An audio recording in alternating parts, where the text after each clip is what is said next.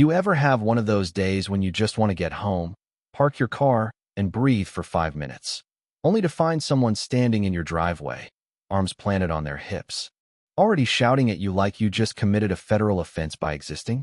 That was me, right there, shoes barely off, jacket still on, when Denise from down the street decided to declare war.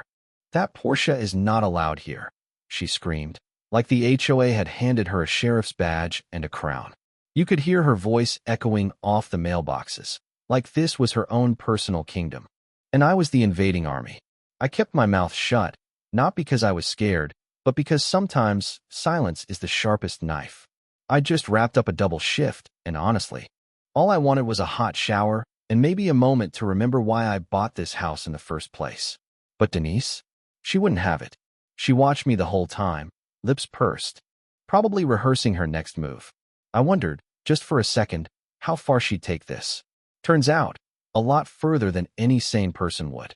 Not even an hour later, as I was microwaving leftovers and trying to decompress, the whole street lit up, red and blue flashes pouring through my curtains. Out front, there's a black SUV, nothing official about it except the attitude, and out step two. Guys who look like they're playing dress-up for a bad TV cop show. No badges, no markings, nothing but cheap suits and the kind of plastic shields you buy in a novelty shop. Denise is right behind them, grinning like she just won the Super Bowl. "That's him," she yells, loud enough for the whole block to hear. "He's trespassing, and that car is stolen." One of the fake officers points at me, the other already fishing in his pocket. "Sir, we need you to step outside, now." I let the moment hang for a beat, acting like I was rattled, even though I'd already clocked the phony badges the second they flashed them. "Sure," I say, all quiet, all polite. "Mind showing me your credentials first?" The way they froze. If you've ever seen a raccoon caught in headlights, you know that look. Denise, meanwhile, is busy snapping pictures of my car, muttering about fines and HOA enforcement. She's already posting to the neighborhood Facebook group, I bet. I turn to her, trying to be the adult in the room. "Denise, you sure you want to do this?" She throws her head back, laughing like she's got the cavalry behind her. "Oh, I'm sure," she smirks. "These are the police, and your little act is done." That's when I step in a little closer, close enough to see the way the fake cop's hand starts to tremble. "Good," I say, voice dropping, "because I can't wait to see how you explain this to a real federal marshal." That got her attention. Her face twitches, the smile slipping, just for a split second. The two goons shoot each other a look. They know they're caught. I reach in my jacket and pull out my own badge. Heavy, real, not something you pick up at a party store. Silence. I mean absolute silence, the kind that makes your skin crawl. Even the birds stop chirping. Denise stares, open-mouthed, like she can't decide if she's been punked or just ruined her whole month. "You're joking," she finally stammers, but I shake my head. "All business now. Not even close. Now let's talk about how you brought fake police onto federal property." You could have heard a pin drop. She tried to laugh it off, to bluster her way out. But the color drained right out of her cheeks. "You can't scare me," she spits, but she doesn't sound so sure anymore. "The HOA board will hear about this." She pulls out her phone, starts recording, shouting for backup. This man is impersonating a marshal, trying to turn the whole thing around. The fake cops are inching back to their SUV now, mumbling about a mix-up, eyes darting everywhere but at me. I caught the dealer tag on their car. No real plates, not even a temporary one. "Stay right there," I barked, and something old and familiar clicked into place inside me. They froze. Denise kept wailing, trying to whip the neighbors into a frenzy. "He's dangerous. Someone call the real police." But I just let my body cam keep rolling, tucked under my jacket, every second of this circus getting recorded for posterity. And just as I'm thinking, what next? A marching band. Here comes a real patrol car, lights on, siren off, gliding up like the answer to every neighbor's prayer. Denise's whole face lights up. "Now you're done," she whispers to me. The real officer steps out, taking it all in, hand resting on his belt. "What's going on here?" he asks, nice and calm. Denise jumps in, unloading her rehearsed speech, accusing me of impersonation and who knows what else, barely stopping to breathe. I let her run out of steam, then handed over my ID and my badge.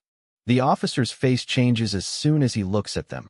Real respect, real recognition. Ma'am, this badge is real. He's with the Marshals. You could feel the shift. The two fake cops took one look at each other and bolted. One made it to the SUV, slammed the door, and tore out of there, tires squealing.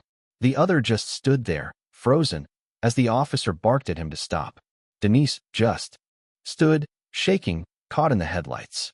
I didn't know they were fake, she tried to plead.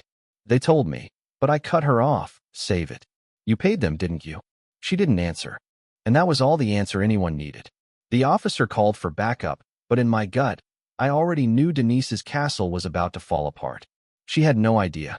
I'd been tracking fake law enforcement scams in this area for weeks, and now, her fingerprints were right in the middle of my case file. Funny thing about justice, I said to her, it usually shows up when you least expect it. That night, the street looked quiet, but I could feel something shifting. Denise's little empire wasn't going to last much longer. I spent half the night reviewing footage, running the SUV's tag through the system, and by sunrise, my team had traced it to a repo yard run by a guy already on federal watch lists. And guess who authorized the payment for that little visit? Yeah, Denise Martel. Right there on the paperwork. By noon, I'm parked across from her house, engine running, just watching her out front pretending to water her roses like nothing happened. She sees me, storms over. Arms crossed tight. You're still here? I've told the HOA, you'll be evicted next week. I just rolled my window down, leaned out, and asked, Denise, do you even hear yourself? She snapped. I run this neighborhood. People listen to me. And no badge or fancy car is going to change that. I leaned in, lower, voice barely above a whisper. You're right about one thing, Denise. People are watching you. And just as I said it, her phone buzzed. A news alert. Local headlines splashed across the screen. Woman under investigation for hiring fake cops in HOA dispute. Her hands started to shake. You can't prove Oh, I can. And I already did. Remember those cameras you made the HOA install? They caught everything. She looked around, saw the curtains twitching, neighbors holding up their phones, recording her for once. For the first time, she didn't look like the queen of the block, just someone cornered, nowhere left to run. You think this is over, she hissed. Not even close, I said, walking right past her. You tried to ruin my life over a parking spot. Now, you get to see what real accountability feels like. I'll sue you, she yelled, desperate. I'll sue everyone. I just smiled. Good luck doing that from federal custody. 2 days later, just before dawn, federal agents rolled in, quiet as ghosts but 10 times more final. Denise was still in her bathrobe when they knocked. Denise Martel, you're under arrest for conspiracy, fraud, and impersonating law enforcement. The cuffs went on, her face crumpled, and the whole street watched from their windows. She tried to yell at me. You set me up. But I just met her eyes and said, no, Denise. You did this to yourself. That night, I parked my Porsche right where it belonged, took a deep breath, and looked at the sun setting over the rooftops. I fought for this country.